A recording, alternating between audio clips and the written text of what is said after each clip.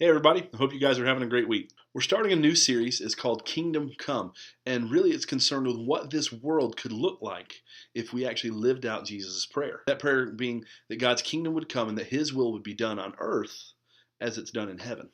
This week we'll be talking about the fact that Jesus is actively, presently making a home for us, and that as his followers, as people who look to emulate Jesus, we should be actively, presently looking for ways that we can make our homes, our situations, our communities better and better, not for ourselves primarily, but for those around us. That we should be proactive in how we love others in our schools, in our homes, and at church. Because when we try to make heaven for ourselves, things get really, really messy. But when we seek first the benefit of others, when we seek first above all things his kingdom and his righteousness, then things get really, really amazing. What could our homes be like if we work to make them better, not for ourselves, but for first and foremost his kingdom, his glory, and for others and their benefit? What could our schools look like if we prayed that God's will would be done in them and then we lived that out?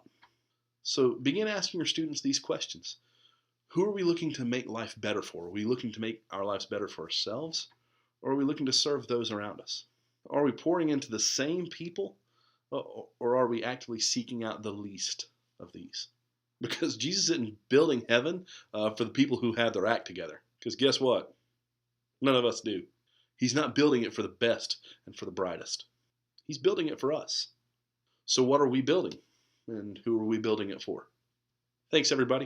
If you have any questions or if you just need some clarity about something that we're going to be going over, please don't hesitate to get in contact with me. And be asking your students these questions. Be getting in there. Be having these conversations, because that's when spiritual growth, that's when life change happens. Not when they're hearing the word, but when they're doing it. And they're going to be putting the word into practice in your homes when you're talking about these things, when you're making this real, when it's not just something on Sunday, but when it gets fleshed out on Monday. Thanks, guys, and we'll be talking later.